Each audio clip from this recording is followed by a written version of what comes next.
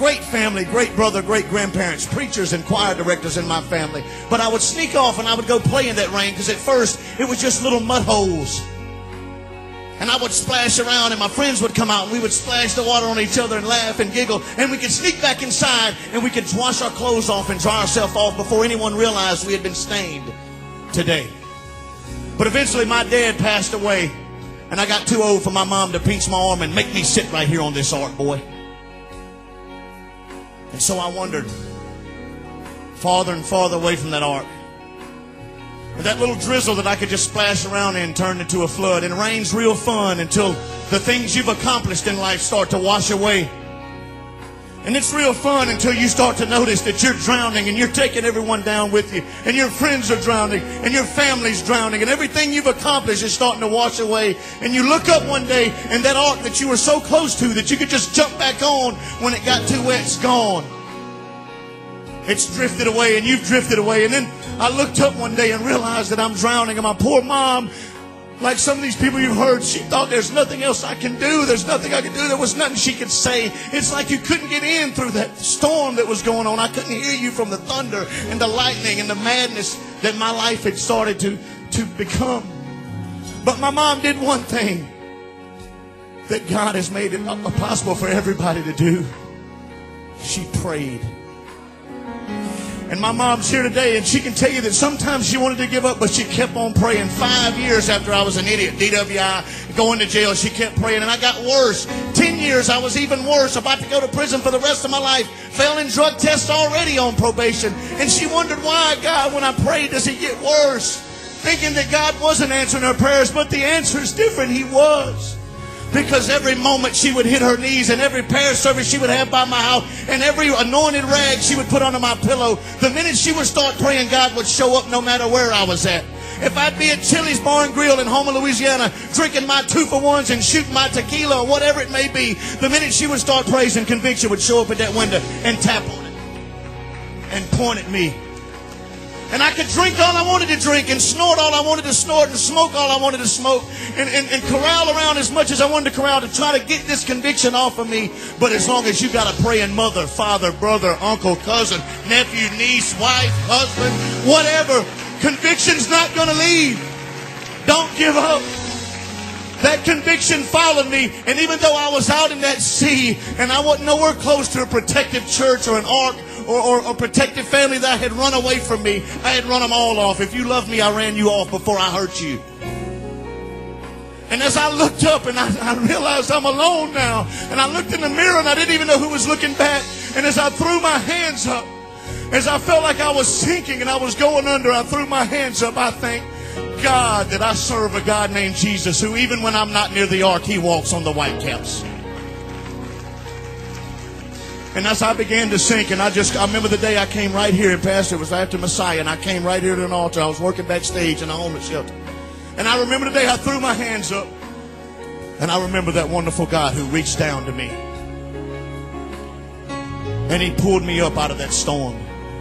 And I didn't have to walk all the way back through the things that I have done. He put me right back here. And I'm here to tell you this morning, if you feel like you're sinking, all you have to do is turn your eyes upon these hills, from whence doth cometh your help, and He will reach down. And you raise your hands up and He'll reach down and He'll put you on dry ground. And I don't know if you're just a kid in alcoholism or addiction, and right now you're just playing around in mud holes, or you may be like I was, drowning right now and taking everybody with you. I'm here to tell you that God wants to put you on the ark this morning. Hey, the rain's not going to stop. It looks bad out. Come on in. Let us dry you off. Put on some new clothes. Get on this ark so you can sail away and be.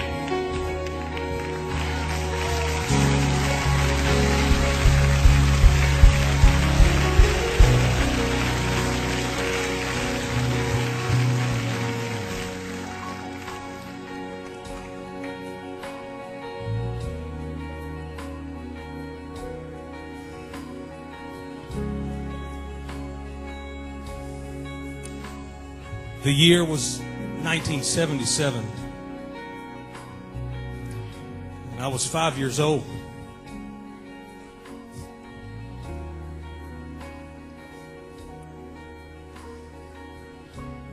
And I lay in a bed at night wondering why, how, what did I do to deserve this?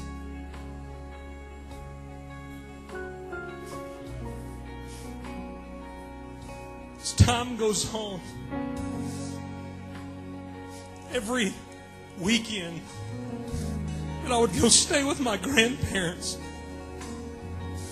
I had an uncle. It started out molestation. It ended with rape. For 5 years of my life, I had to deal with this. You have to understand the relationship that I have with my grandparents. I loved them so dearly, and before long I thought it was my fault, and I would do whatever I could to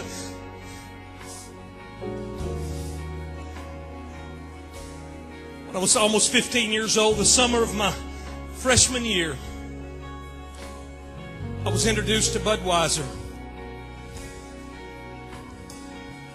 And I liked the way that it made me feel.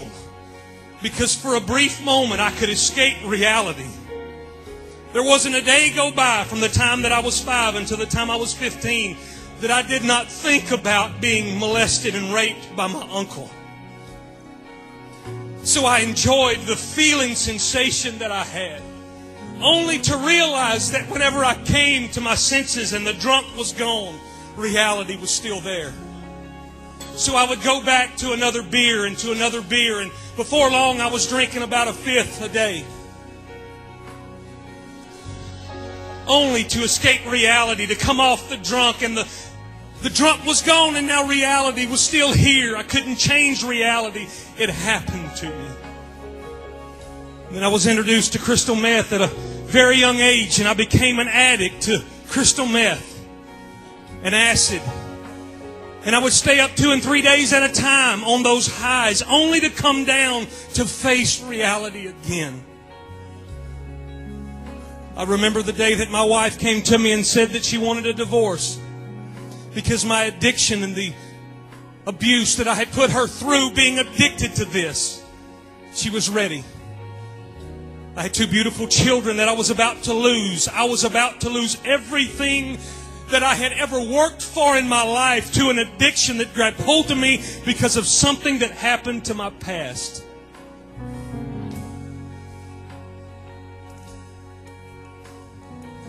In October of 1996, I received a telephone call that my best friend had just been killed in an automobile accident. He was drinking and driving. He had a fifth of Crown setting between his legs and a line of cocaine on the dash when he hit a tree 5 feet in circumference. My world was crashing in. Pastor, I've only shared this with one Sunday school class. I remember going to my bedroom that night, and I remember taking my .357 Magnum, and I put 5 rounds in it, only because I was chicken enough to think that there was a God. So I put those 5 rounds in my magazine, and I spun the cylinder, and I put that gun to my head because I wanted to escape reality. I wanted to escape the chemical addiction that had gripped me so strong. I was ready to end it all. I was ready to end my life. I was ready to end my marriage and the father that my children would have, because I couldn't face reality anymore. And I remember saying these words, Pastor. I remember saying, God, if you are there, if you are real, then save me. And as I pulled the trigger and the gun went click, I threw it. My wife asked me the very next day what could save our marriage. And to this day, I have no idea why I said this, but I said the only thing that can save our marriage is the God that showed me He's real. So we came to church.